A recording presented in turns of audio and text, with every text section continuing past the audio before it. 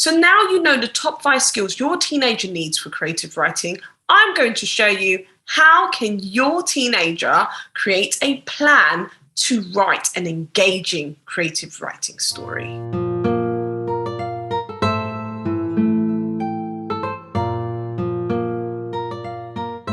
So when we say that your teenager needs to write a plan, you might be thinking, what do you mean a plan?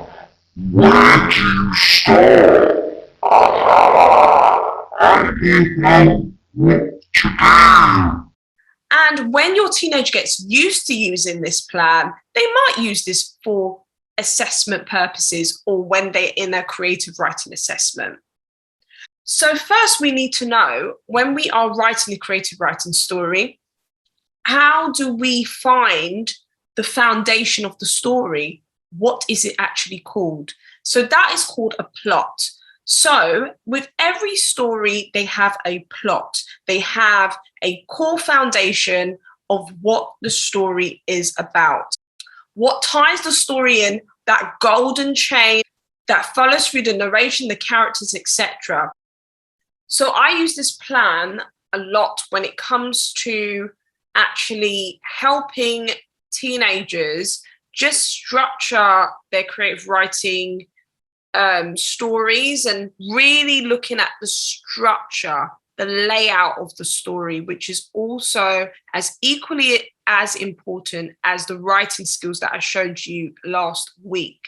So, right, number one, they will start off with an introduction, okay? So, so we're looking at mostly with who, the character, setting, where, conflict, just kind of opening up with the conflict of why, but the why might not be explained fully in an introduction.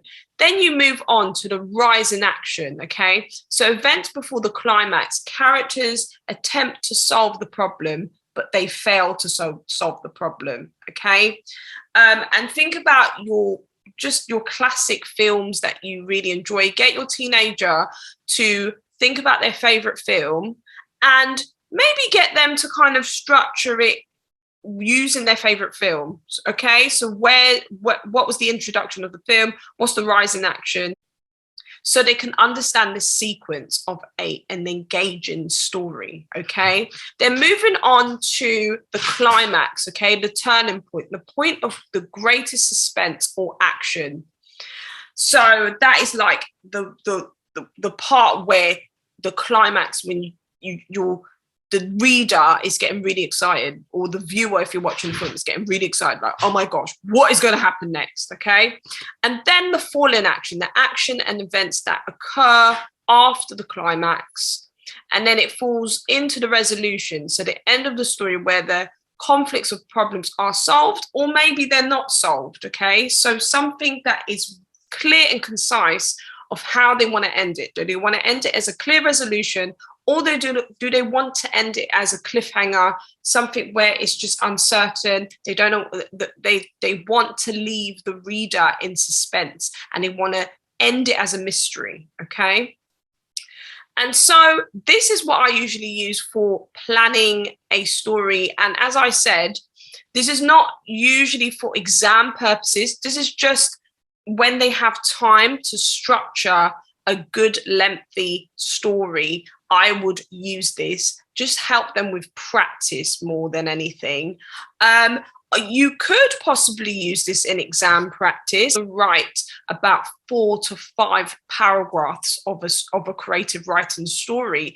This is actually really good to use, and this will help them to just structure the sequence of their story, especially when, I don't know, they might have an image that they have to look at, and they might have to write a story about that image that might help them with that structure.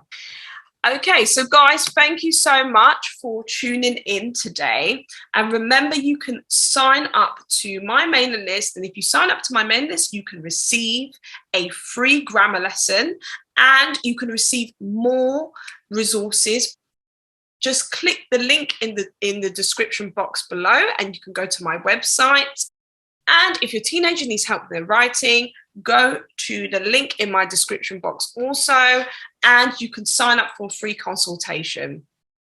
Thank you guys, and don't forget to like, comment, and subscribe to my channel. And remember, reach your full potential with confidence. Take care, and I will speak to you soon. Bye.